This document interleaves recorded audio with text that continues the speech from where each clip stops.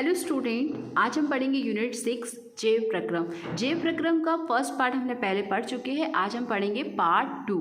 Part first के अंदर हमने पाचन तंत्र पढ़ा था, प्रकाश संश्लेषण की क्रिया पढ़ी थी। आज हम जैव प्रक्रम का दूसरा जो है कोशिकीय श्वसन यानी कि श्वसन प्रक्रिया किस प्रकार से होती है उसके बारे में पढ़ेंगे। कोशिकीय श्वसन क्रिया में ऑक्सीजन युक्त हवा कोशिका में आती है और ऑक्सीडेशन की क्रिया के अंत में कार्बन डाइऑक्साइड तथा ऊर्जा मुक्त होती है। उसे हम क्या कहते हैं? कोशिकीय श्वसन।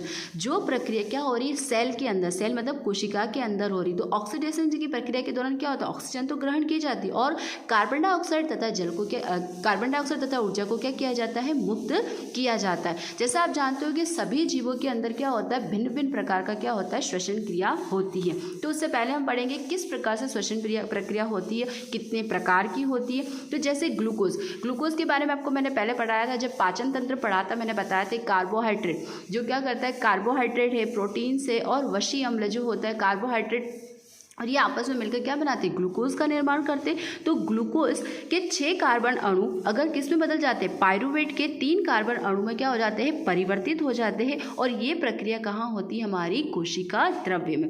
ये जो पायरुवेट था हमारा, अगर ये इथेनॉल, कार्बन डाइऑक्साइड और ऊर्जा में परिवर्तित हो जाता है तो किसका? इष्ट में ये प्रक्रिया होती, किस में होती है? इष्ट में। ये सबसे अच्छी बात ये है कि ऑक्सीजन के अभाव में होती। तो ऐसा श्वसन क्रिया जो ऑक्सीजन के अभाव होती उसे हम क्या बोलते हैं? अवायवीय श्वसन या अनॉक्सी श्वसन कहते हैं। जो पायरुवेट है वो इथेनॉल और कार्बन डाइऑक्साइड और ऊर्जा जिसमें कि 2 कार्बन अणु में परिवर्तित होता है। इसी प्रकार से जब पायरुवेट अणु के कितने? 3 कार्बन अणु जो है अगर ऑक्सीजन के प्रेजेंट में, यहाँ ऑक्सीजन की अनुपस्थिति में प्रक्रिया हो रही है और ये क्या हो रही है? ऑक्सीजन की उपस्थिति में हो रही। ऑक्सीजन की उपस्थिति में अगर पायरुवेट अणु जो है वो कार्बन डाइऑक्साइड, जल तथा ऊर्जा तथा एटीपी का निर्माण करता है तो वह श्वसन हमारा क्या कहलाता है? वायवीय श्वसन कहलाता है। तो आपको समझ में आया, एक तो है वायवीय और एक क्या है? अवायवीय। इंपॉर्टेंट बात यह है, एक ऑक्सीजन की एब्सेंट में हो रहा है और एक ऑक्सीजन की प्रेजेंट में हो रहा है। अब आपको पता है कि मनुष्य जो है वो ऑक्सीजन की प्रेजेंट में क्या करेगा? वायवीय श्वसन करेगा। लेकिन जो इष्ट जैसे जीव है वो क्या करते हैं? ऑक्सीजन की अनुपस्थिति में क्या करते हैं? श्वसन क्रिया करते हैं। आगे कुछ पेशी कोशिका। अब अच्छा एक और बात, अवायवीय श्वसन जो होता है वो कहाँ होता है? कोशिका द्रव्य में होता है। कहाँ होता है? कोशिका। ये जैसे एक सेल है, हमारी कोशिका है। कोशिका के अंदर आपको मैंने बताया कि बीच में क्या होता है? केंद्रक होता है और अंदर क्या भरा होता है? साइटोप्लाज्म, जिसे हम क्या कहते हैं? कोशिका द्रव्य। और उसके अंदर क्या होता है? माइटोकॉन्ड्रिया, जिसे कोशिका का शक्ति ग्रह कहते हैं। और यहाँ माइटोकॉन्ड्रिया में किसका निर्माण होता है? एटीपी का निर्माण होता है। वायवीय श्वसन जो है वो कहाँ पर संपन्न होता है? माइटोकॉन्ड्रिया के अंदर। जबकि अवायवीय जो क्रिया है वो कहाँ होती है? कोशिका द्रव्य में संपन्न होती है। तो वायवीय श्वसन और अवायवीय श्वसन समझ में आ गया आपको। नेक्स्ट, पायरुवेट अणु जब ऑक्सीजन के एब्सेंट में पेशीय कोशिका के दौरान किसका निर्माण कर रहा है? लैक्टिक अम्ल और ऊर्जा का निर्माण कर रहा है, यानी कि 3 कार्बन अणु का निर्माण करता है। ये भी कहाँ संपन्न होता है? ये दोनों ही प्रक्रिया कहाँ संपन्न होती है? कोशिका द्रव्य में संपन्न होती है। लैक्टिक अम्ल जैसे आप जानते हो कि अगर हम बहुत ज़्यादा चलते हैं, पेशी कोशिका में आप देखते हो सूजन आ जाती है पैरों के अंदर, तो वहाँ पर क्या जमा हो जाता है? लैक्टिक एसिड जमा हो जाता है, जिसकी वजह से हमारे पैरों में क्या हो जाती है? सूजन सी आ जाती है। अब आगे बढ़ेंगे हम। यहाँ पर मैंने एटीपी का निर्माण बताया। वायवीय श्वसन के दौरान क्या बनता है? एटीपी। इस एटीपी का फुल फॉर्म होता है एडिनोसिन ट्राइफॉस्फेट। भिन्न भिन्न पथों के द्वारा क्या होता है? ग्लूकोज का विखंडन हो रहा है। यहाँ ग्लूकोज का विखंडन हो रहा था पायरुवेट से, कभी इथेनॉल और कार्बन डाइऑक्साइड ऊर्जा में परिवर्तित हो रहा था, कभी पायरुवेट किस में बदल रहा था? कार्बन डाइऑक्साइड, जल और ऊर्जा में परिवर्तित हो रहा था। अब अपन पढ़ेंगे अवायवीय श्वसन और वायवीय श्वसन में क्या अंतर है। जैसा अभी मैंने आपको समझाया था, अवायवीय श्वसन, अवायवीय ऐसे बोलते हैं अनॉक्सी श्वसन। दोनों ही एक ही बात है, जो ऑक्सीजन की क्या हो रहा है? एब्सेंट में हो रहा है, यानी कि ऑक्सीजन की अनुपस्थिति में हो रहा है। जबकि जो वायवीय श्वसन है वो क्या होता है बच्चों? किसकी? ऑक्सीजन की प्रेजेंट में होता है। और इसके द्वारा वायवीय श्वसन के दौरान क्या क्या बनता है? क्या क्या मिलता है हमको? कार्बन डाइऑक्साइड, जल, ऊर्जा और एटीपी का निर्माण होता है। जबकि अवायवीय श्वसन में क्या प्राप्त होता है? इथेनॉल, कार्बन डाइऑक्साइड और ऊर्जा प्राप्त होती है। आया समझ में? अवायवीय श्वसन जो होता है वो कोशिका द्रव्य में संपन्न होता है। ये प्रक्रिया पूरी कहाँ होती है? कोशिका द्रव्य में संपन्न होती है। जबकि वायवीय श्वसन की जो प्रक्रिया है वो कहाँ संपन्न होती है? माइटोकॉन्ड्रिया के अंदर। तो 2 प्रकार के श्वसन पढ़े हमने, अवायवीय और वायवीय। वेरी इंपॉर्टेंट है। परीक्षा में पूछे जाते हैं। आगे अब ये तो हम समझ में आ गया अवायवीय श्वसन और वायवीय श्वसन क्या होता है। अब अपन ये पढ़ेंगे कि किस प्रकार के जीवों में अवायवीय पाया जाता है और किस प्रकार के जीवों में वायवीय श्वसन पाया जाता है। जैसे मैंने आपको बताया कि अवायवीय श्वसन किसमें पाया जाता है, इष्ट में पाया जाता है, और वायवीय श्वसन किसमें पाया जाता है, जो मनुष्य है, गाय भैंस, जो श्वसन क्रिया के दौरान क्या ऑक्सीजन गैस को ले रहे, तो उसमें कौन सा श्वसन पाया जाएगा, वायवीय श्वसन। अब हम देखते हैं पादपों में श्वसन क्रिया। हमने जे प्रक्रम में ये देखा था, पादपों और मनुष्य दोनों के बारे में पढ़ा। अब अपन देखते हैं कि पादपों में श्वसन क्रिया कैसे होती, किसके द्वारा संपन्न होती।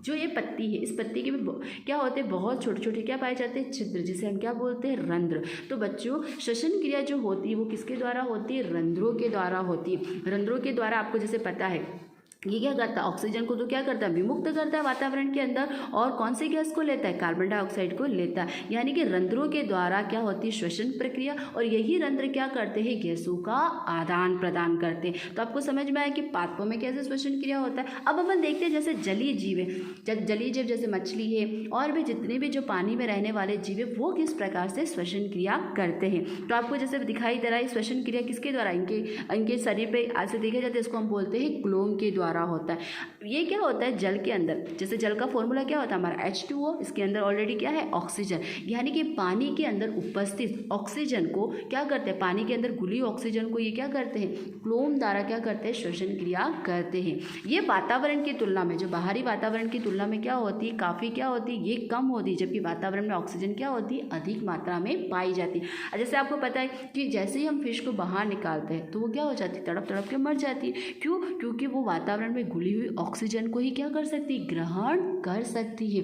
बाहर की वातावरण की ऑक्सीजन को वो ग्रहण नहीं कर सकती, क्योंकि इसकी तुलना में, वातावरण की ऑक्सीजन की तुलना में ये बहुत ही कम होती है। तो आपको समझ में आए कि जलीय जीव में श्वसन क्रिया कैसे होती है, पादपों में कैसे होती है। अब अपन पढ़ेंगे मनुष्य में, मनुष्य में श्वसन क्रिया कैसे होती है। मनुष्य में किस प्रकार के अंग होते हैं, कोई विशिष्ट अंग होते हैं क्या, उनके द्वारा श्वसन क्रिया होती है। जैसे मछलियों में क्लोम पाए जाते हैं, अभी प्लांट में देखा था रंध्र पाए जाते हैं, क्या मनुष्य में भी ऐसी कोई श्वसन क्रिया के लिए विशिष्ट अंग होते हैं। तो आइए हम इसके बारे में पढ़ते हैं। मानव में श्वसन तंत्र, ये देखिए मानव का श्वसन तंत्र के बारे में मैंने एक आपके सामने चित्र बनाया है। ये मानव की श्वसन क्रिया के बारे में बता रखा है। तो बच्चों सबसे पहले क्या होता है, सबसे पहले नासाद्वार, आपको पता है हम श्वसन क्रिया किसके द्वारा करते हैं, मुख और नाक के द्वारा, है ना। तो नासाद्वार आपके नासाद्वार होते हैं। नासाद्वार उसके बाद ग्रसनी में जाता है, क्या हमारी ऑक्सीजन की बात करें, क्योंकि हम कौन सी गैस ग्रहण करते हैं, ऑक्सीजन गैस ग्रहण करते हैं।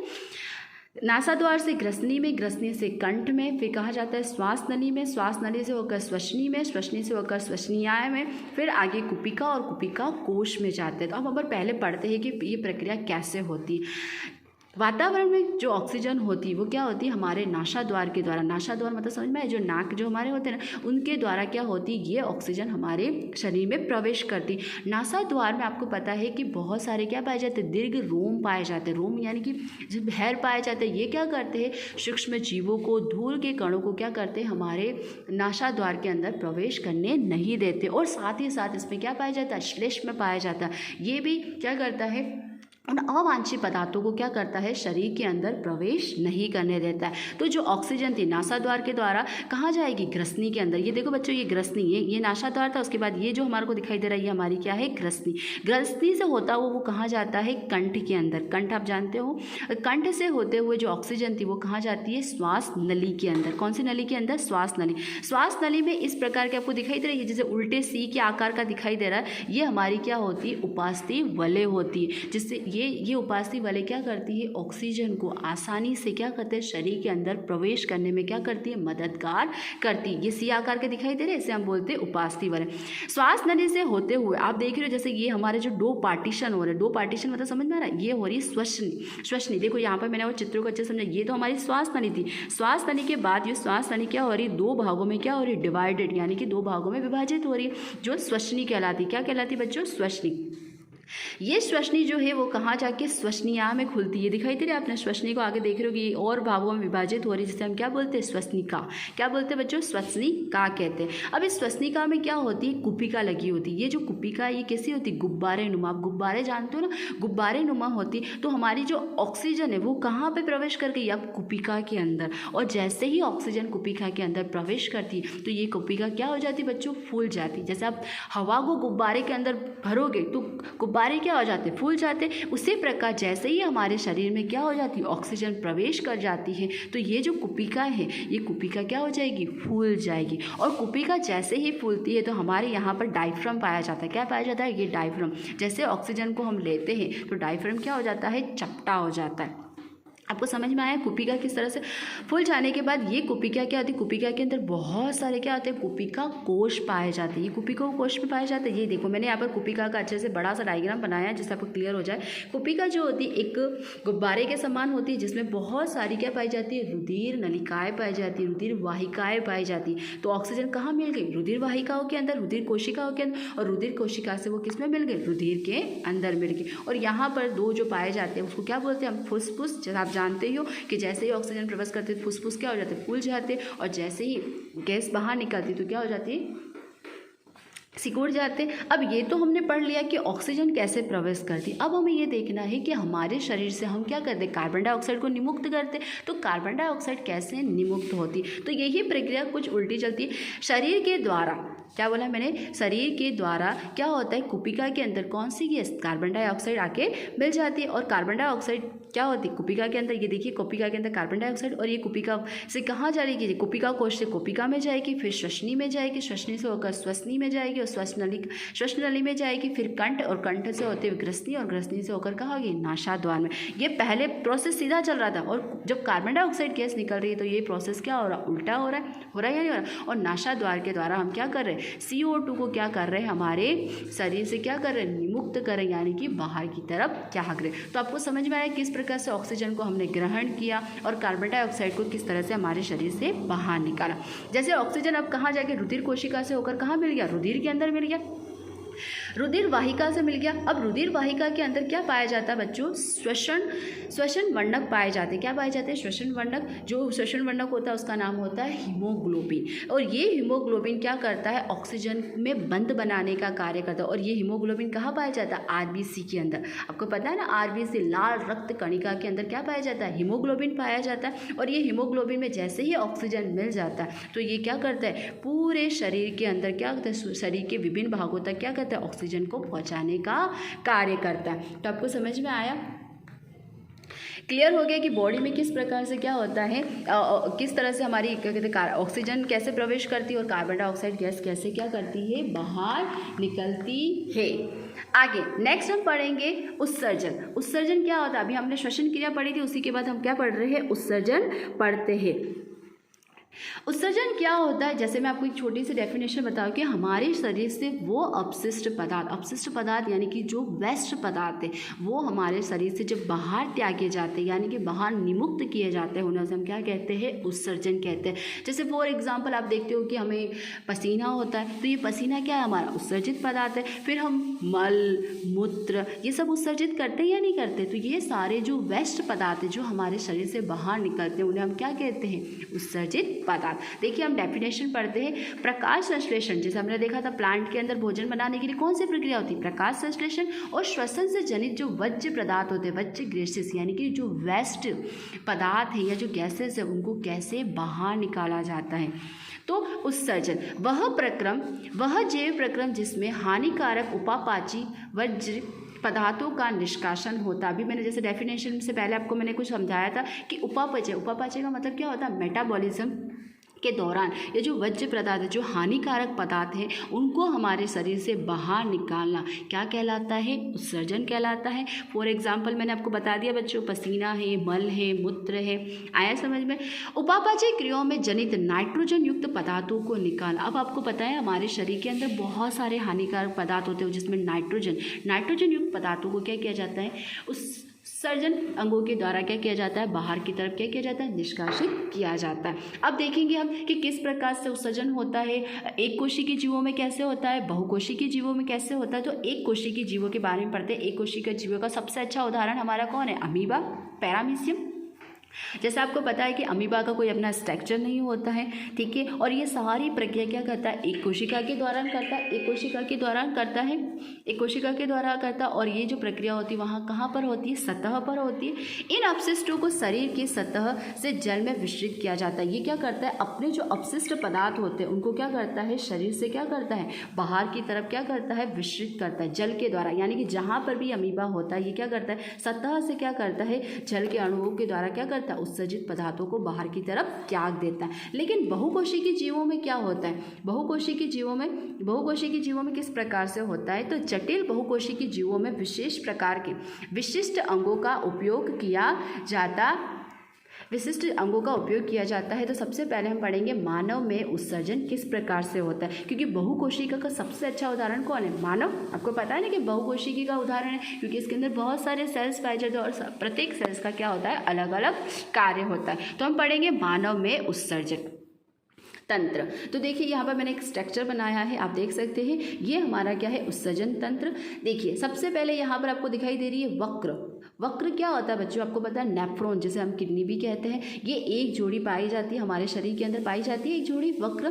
फिर क्या होती है, वक्र से क्या जुड़ा होता है, मूत्रवाहिनी, और मूत्रवाहिनी से क्या जुड़ा होता है, मूत्राशय, और मूत्राशय से क्या जुड़ा होता है, मूत्र मार्ग। सर्वप्रथम क्या होता है, जो वक्र होता है वहाँ पर क्या होता है, हमारा मूत्र क्या होता है, एकत्रित होता है, और छननी यानी कि छानने के बाद निस्संदन के दौरान वो कहाँ चला जाता है, मूत्रवाहिनी के अंदर। और मूत्रवाहिनी से होता होता कहाँ जा रहा है बच्चों, देखो यहाँ आपको दिखाई दे रहा है एक ऐसे आकार, यहाँ क्या है, ये मूत्राशय, ये मूत्रवाहिनी से होता हुआ कहाँ खुलता है, मूत्राशय के अंदर, और मूत्राशय से खुलकर ये क्या होता है, मूत्र मार्ग के द्वारा क्या करते हैं, हम मूत्र को क्या करते हैं, बाहर की तरफ त्याग देते हैं। आपको क्लियर हुआ कि किस प्रकार से हमने ये उत्सर्जन तंत्र के अंदर कैसे जो मूत्र था वक्र से होता है वह मूत्रवाहिनी में गया, मूत्रवाहिनी से होकर मूत्राशय में, और मूत्राशय से होकर मूत्र मार्ग में बाहर की तरफ त्यागा गया, यानी कि निष्कासित करा। अब अपन ये देखते हैं कि मूत्र कैसे बनता है। आखिर ये हमने ये तो पढ़ लिया कि क्या किस तरह से प्रक्रिया होती है। अब अपन देखेंगे मूत्र किस प्रकार तैयार होता है। मूत्र बनने का उद्देश्य रुधिर में वज्र पदार्थों को छानकर बाहर करना। ये कह रहा है कि जो रुधिर होता है यानी कि जो रक्त होता है उसके अंदर से जो वज्र पदार्थ यानी कि जो वेस्ट पदार्थ है उनको क्या किया जाता है, छानकर बाहर करना होता है।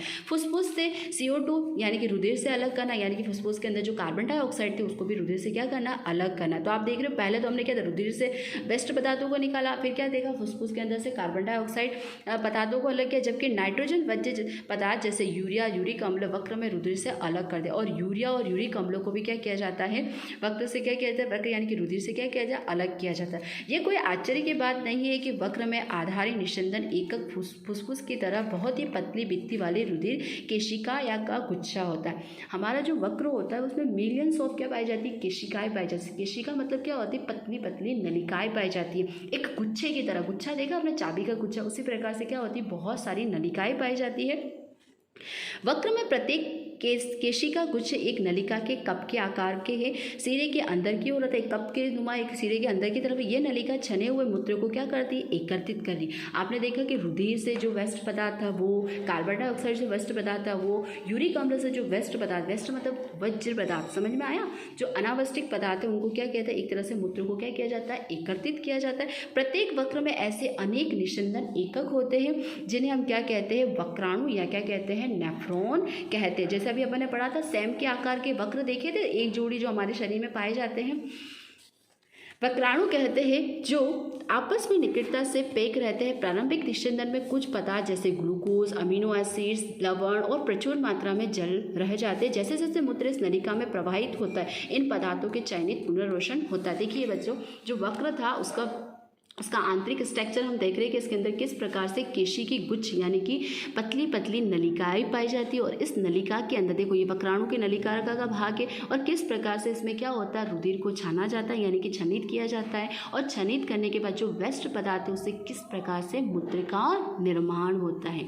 आगे जैसे जैसे मूत्र इस नलिका में प्रवाहित होता है, इन पदार्थों को चयनित यानी कि पुनर्वसन किया जाता है। जल की मात्रा, पुनर्वसन शरीर में उपलब्ध अतिरिक्त जल की मात्रा तथा कितना विलेय वज्र उत्सर्जित किया जाता है। कुछ पदार्थों क्या होता है जल के साथ विलय हो जाता है, विलय यानी कि घुल जाता है, पर निर्भर करता है। प्रत्येक वक्र में बनने वाले मूत्र एक लंबी नलिका होती है जो कि मूत्रवाहिनी, हमने देखा था वक्र से होकर कहाँ जा रहा था, वो मूत्रवाहिनी में प्रवेश करता है और वक्र से और वहाँ से मूत्रवाहिनी से होकर कहाँ जाता है, मूत्राशय में जुड़ा था। अभी देखा था डायग्राम के अंदर, मूत्राशय में मूत्र भंडारित होता है। यहाँ मूत्राशय जो था वहाँ पर क्या होता है, मूत्र एकत्रित होता है।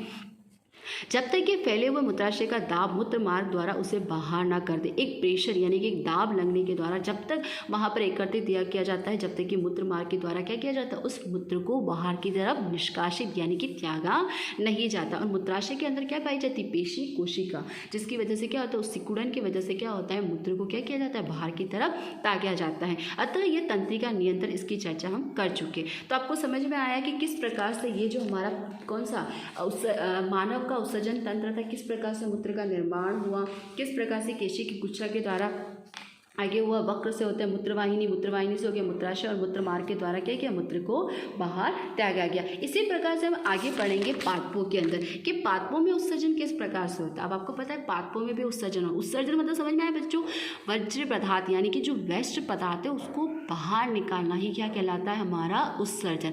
अभी हमने मानव में देखा था, अब अपन देखते हैं कि प्लांट में आखिर पेड़ पौधों में उत्सर्जन कैसे होता है। पादप व जंतु में भिन्न भिन्न युक्ति पाई जाती है, अलग अलग पाए जाते हैं। जैसे हमने देखा था कि मनुष्य के अंदर तो एक उत्सर्जन तंत्र पाया जाता है, क्या प्लांट के अंदर भी उत्सर्जन तंत्र पाया जाता है, नहीं, प्लांट के अंदर कोई उत्सर्जन पदार्थ नहीं पाया जाता है। प्लांट में ऑक्सीजन और कार्बन डाइऑक्साइड दोनों ही व्यवहार करती है, आपको पता है। तो देखो प्लांट के अंदर किस प्रकार से उत्सर्जन होता है, वाष्पोत्सर्जन के द्वारा। आपको पता है कि जो पत्तियां होती है उसमें अगर जो पानी होता है, पानी पाया जाता है, वो पता है जल जो होता है वो वाष्प बनकर उड़ जाता है, तो वो भी क्या हुआ, उसका उत्सर्जन हुआ। तो कौन सी प्रक्रिया के दौरान हुआ, वाष्पोत्सर्जन की प्रक्रिया। पौधों से पत्तियों का गिरना भी क्या है, अपशिष्ट उत्पाद के रूप में संचित होना। आपको पता है पौधों से पत्तियों का गिरना, जो वेस्ट पत्तियां होती है वो क्या हो जाती है, गिर जाती। इसी प्रकार से आप देखते हो कुछ प्लांट के ऊपर रेजिन, गोंद, गाँव में आप देखने को मिलता होगा कैसे पौधे होते हैं जिन पे गोंद ऐसे गोल गोल सा दिखाई देता है, वो पदार्थ जो होता है वो कौन सा पदार्थ होता है, हमारा अपशिष्ट पदार्थ। इसी प्रकार से जैसे मिट्टी में भी बहुत सारे उत्सर्जित पदार्थ होते हैं, जो प्लांट होता है उसकी जड़ों के नीचे जो मिट्टी होती है उसमें भी बहुत सारे उत्सर्जित पदार्थ हमको देखने को मिलते हैं। पादपों में बहुत से उत्तक मृत कोशिकाओं से बने होते हैं और वे अपने कुछ भाग जैसे पत्तियों का क्षय भी कर सकते हैं। तो आपको समझ में आया कि किस प्रकार से हमने उत्सर्जन देखा, प्लांट के अंदर कैसे होता है, मनुष्य के अंदर कैसे होता है, और उससे पहले हमने देखा श्वसन तंत्र, कि श्वसन तंत्र मानवों में कैसे पाया जाता है, प्लांट के अंदर कैसे पाया जाता है, जलीय जीवों के अंदर कैसे पाया जाता है, एक कोशिकीय जीवों में कैसे पाया जाता है। Thank you student.